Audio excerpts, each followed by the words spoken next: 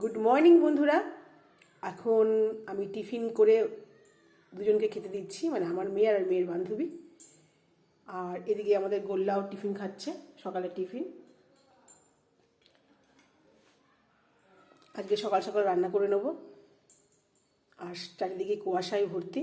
আরে তোদের খাবার লাইটটা জ্বালা, ঘরে লাইটটা জ্বালা, অন্ধকার কর, লাইটটা জ্বালা। বাবাইকে বললাম যে বাবাই টিফিনটা খেয়ে নিয়ে স্নান করে নিবি। তা মেয়ে বলছিল না আজকে স্নান করব না, আজকে তো কুয়াশা পড়েছে। আমি বললাম যে আজকে মকর সংক্রান্তি, আজকে তো স্নান করতেই হবে। লোকে দূর দূর গিয়ে গঙ্গায় স্নান করছে, আর তোরা স্নান করবি না তা তো হতে পারে না। আর মুখ না ধুয়ে চা খাবি না, বলার আগেই চায়ের মধ্যে মুখ দিয়ে দিল। কি আর বলবো, কিচ্ছু বলার নেই।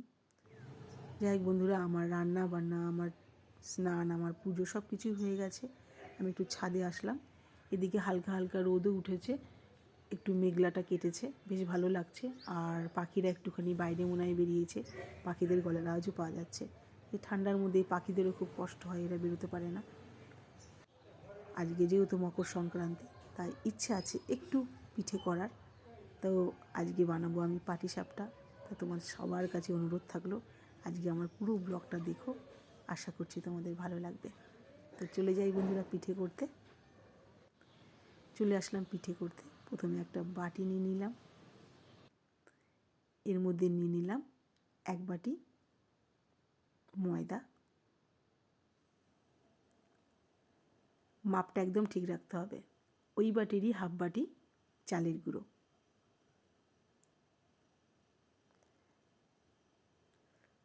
যতটা চালের গুঁড়ো নিয়েছি আমি, ঠিক তার হাফ নেব সুজি।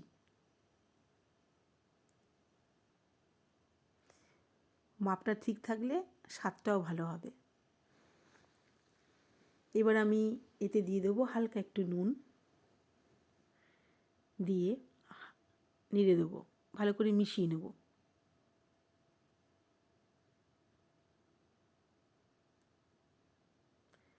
আর যেহেতু শীতের সময়, তাই গুড় দিয়ে পাটিসাপটাটা করলেই বেশি ভালো লাগবে। আর পিঠেটা আমরা শীতের সময়ে খাই। আমার চিনির থেকে গুড় দিয়ে খেতেই বেশি স্বাদ লাগে, গুড়ের একটা ফ্লেভার আসে। এবার ভালো করে গুড় দিয়ে গুড়টাকে মিশিয়ে নেব। পিঠে করতে খুবই ভালো লাগে, কিন্তু প্রচুর খাটনিও আছে। যাই হোক, এবার অল্প অল্প করে দুধ দিয়ে আমি ব্যাটারটাকে বানিয়ে নেব।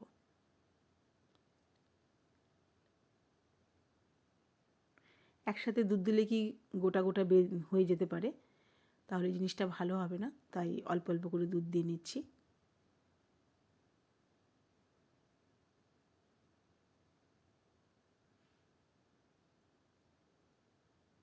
সুন্দর করে মিশিয়ে নেব, যেন দানা দানা না থাকে।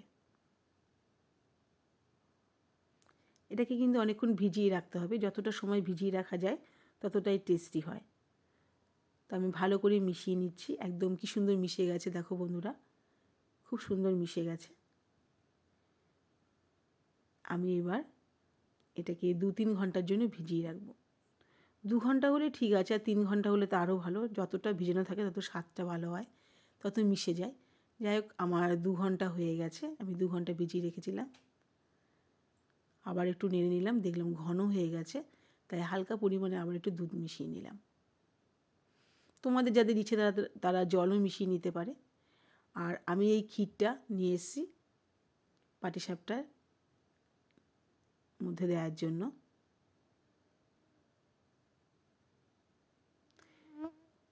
প্যান বসিয়ে দিয়েছি, গরম হয়ে গেছে, হালকা ঘি ব্রাশ করে নিয়েছি। এখন আমি দিয়ে দেবো ব্যাটারটা।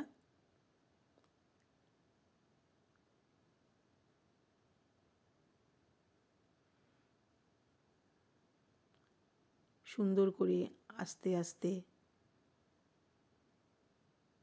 গোল গোল করে দিয়ে দেবো। এই সমস্ত কাজ খুব সূক্ষ্মভাবে যত্ন সহকারে করতে হয়, তাড়াহুড়ো করে করা যাবে না। উপর দিকটা যখন হালকাভাবে শুকিয়ে আসবে তখন আমি ক্ষীরটা দিয়ে দেবো।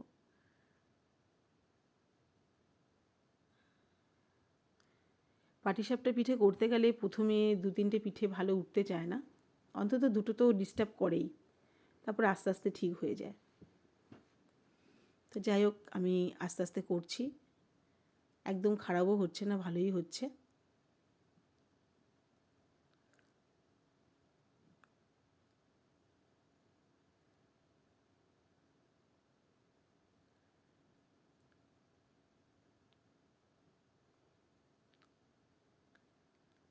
হয়ে গেছে আমার এই পিঠেটা করা।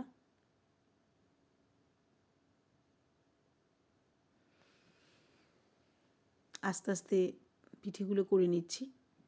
তবে আজকের এই দিনটিতে একজনের কথা খুব মনে পড়ছে, বারবার করে মনে পড়ছে, আমার হাজব্যান্ডের কথা।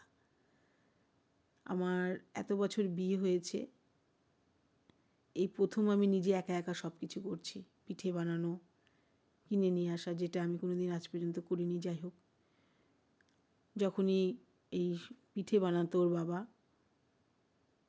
মানে সব কিছু কিনে নিজে নিয়ে এসে নিজে কী পিঠে হবে না পিঠে হবে সব নিজে ঠিক করতো। কখনো আমার ডিসিশনের কোনো দরকারই পড়তো না। আমি বলতে গেলে শুধু ওর সাথে হাতে হাতে কাজ করে দিতাম, সব কিছু ওই করতো।